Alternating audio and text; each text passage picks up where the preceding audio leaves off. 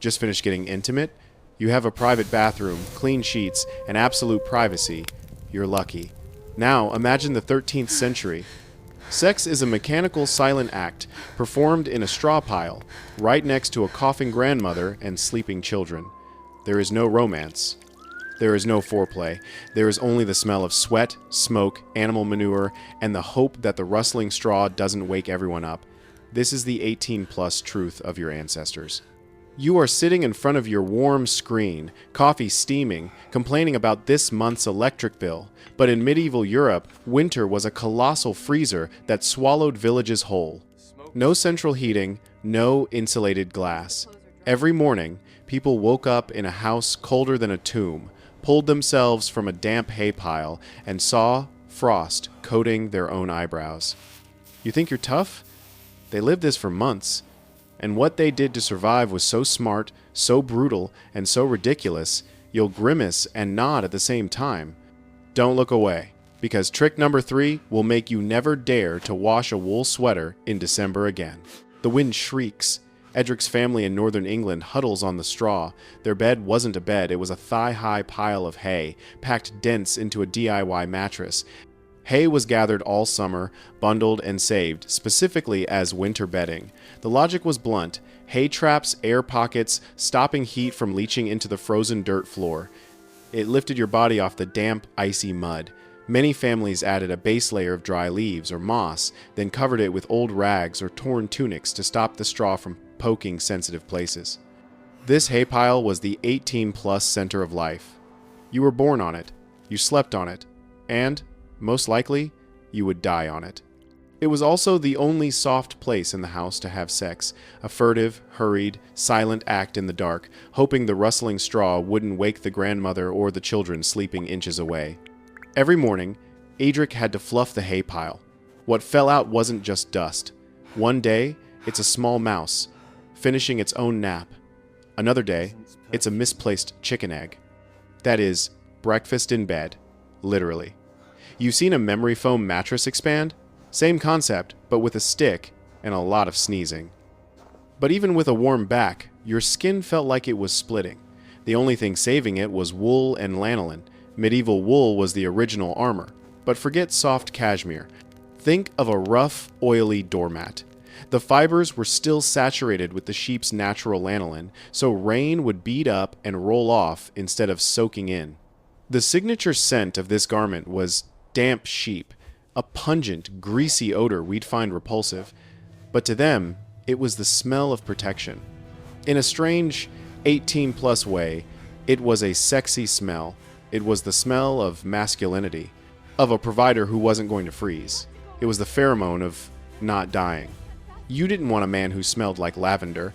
You wanted a man who reeked of sheep grease because it meant he was waterproof. And people rarely washed this wool. Which brings us to trick hash 3. A wet garment would freeze solid. One record tells of a peasant who washed his coat on a frosty day, hung it up, and it stood upright on its own. It became a crude local joke all winter, as stiff as John's winter washing. But wool had an enemy. It was a paradise for fleas. You can't wash it, so what do you do when your entire body is itching? You smoke yourself. People would hang their wool clothing near the open fire pit, hoping the acrid smoke would deter the parasites feasting on them. The trade-off? You permanently smelled like a mixture of campfire plus damp sheep. This was the medieval peasant's perfume. Can you imagine 18-plus intimacy in that context? You aren't smelling clean skin. You're smelling smoke, lanolin, and weeks of unwashed sweat, all mixed with the musty odor of the hay bed. The itch from fleas was a constant torture in your crotch, under your armpits, in your hair. But in a blizzard, a wet wool sweater still retained most of its insulating power, and that's all that mattered. The problem was, one was never enough. They mastered the art of layering, the mobile wardrobe. First, a long linen shirt down to the knees to absorb sweat and stop the coarse wool from chafing your nipples. On top of that, 1 or 2 wool tunics. Then, a sleeveless jerkin to cut the wind. If you were lucky, a fur-lined cloak. Everything was cinched with a rope belt, not for fashion, but to keep it all from falling off. Modern science says layers trap air. They didn't need a report. They had 10 frostbitten toes to teach them. The real 18 plus bodily function problem came when nature called. Imagine, you're outside in negative 10 degrees Celsius, the wind is howling, and you suddenly need to go? You have to fumble with 7 layers of clothing and belts while your hands are too numb to feel? It's a desperate panic race against time and your own bladder. Children were bundled up so much they waddled like drunken penguins, tumbling down hills instead of walking. Funny, but warm. You're warm, but the house isn't. This is where the story shifts from cold to smoke. The peasant's fire wasn't in a neat fireplace with a chimney. It was a pit in the middle of the floor, lined with stones. Where did the smoke go? Wherever it wanted. It drifted out a small hole in the roof, or just filled the room. The result? Watery eyes, a constant cough, a ceiling black with soot, and your nostrils permanently full of black stuff. Archaeologists estimate only 15% of the heat stayed in the room. 85% went straight out the hole. It was the world's most inefficient heating system. And yet, the smoke was an ally. It drove out some of the insects, the ones not living on you. It cured the roof timbers, preserving them from rot. It was a deal with the devil. You accepted a high risk of lung disease in exchange for not being eaten alive by bugs and having your roof collapse. That inefficient fire was a glutton for fuel, and firewood was a luxury. They burned anything. Old furniture? In the fire. Broken tools? In the fire. The neighbor's fence that mysteriously vanished overnight? The wind must have taken it. The ultimate survival trick was to keep a single coal alive all night, buried deep in the ashes. To lose the coal was a disaster. It meant, in the freezing dawn, you had to do the walk of shame, trekking through the wind to a neighbor's hut to borrow fire. It was a public admission that you had failed to manage your household. One anecdote tells of a man transporting a hot coal home in a hollowed-out turnip. He ran so fast people thought he was being chased by demons. No, he was just fleeing the shame of a cold hearth. The fire warmed your skin, but your stomach was empty. And an empty stomach needed a survival equation, not cuisine. The winter stew pot was a perpetual memory box, hanging over the fire all day. Morning, add turnips. Add some wild leaves. Night, add a bone. But meat was a flexible term historians have found evidence of. Questionable ingredients, tree bark for fiber, small pebbles for minerals, one hopes, and yes, boiled leather. Imagine chewing on a piece of boiled boot, trying to convince your brain it's protein. Wild herbs were the savior. Poor man's pepper, bitter leaves to mask the taste of old meat, or old shoe. It was the taste of desperation. The thing that got the whole family through the night had 4 legs. When it dropped below freezing, livestock came inside. This is the 18-plus reality of cohabitation. 30% of your living space was shared with animals. A cow generates 5,000 BTUs of heat, like a small space heater. Pigs were portable warmers. Chickens were feathered foot warmers and a very loud alarm system. Their breath added humidity to the air, making it feel several degrees warmer. Low fences were built to zone the house, but a motivated pig is a fence-destroying machine.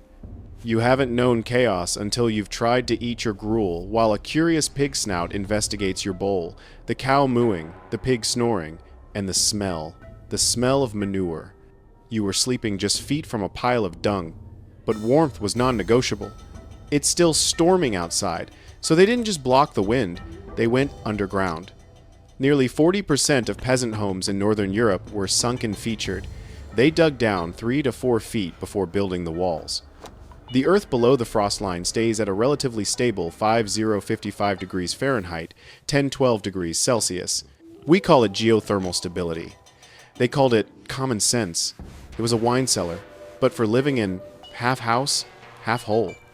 A womb, or a tomb, depending on your view. The single door faced away from the wind.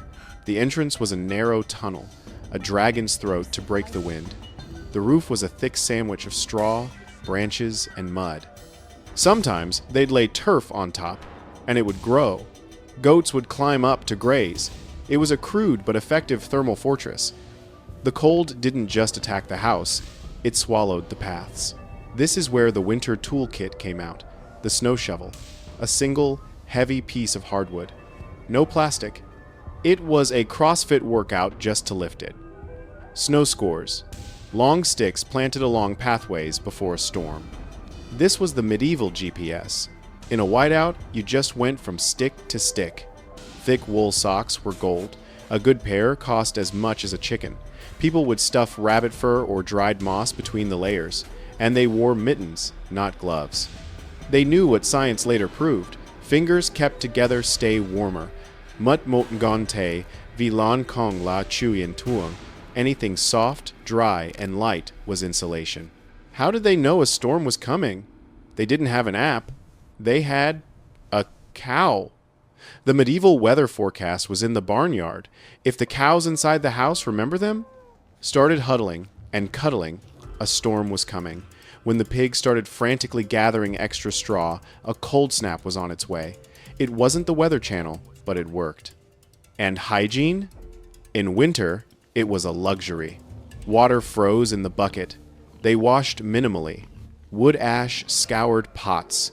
Dry sand scrubbed hands. The linen undershirt was changed, but the wool outer layers were not. The cold locked in the smells. The smoke just covered them with another smell. It wasn't pretty. It was survival. If you agree that heating the spot is smarter than heating the lot, leave a comment below. And if you want to keep digging into these exotic survival technologies from lanolin-soaked wool to turf-covered roofs, hit like and subscribe. Next time, we'll talk about hygiene. When you got your period and all you had was dried moss, you don't want to miss it.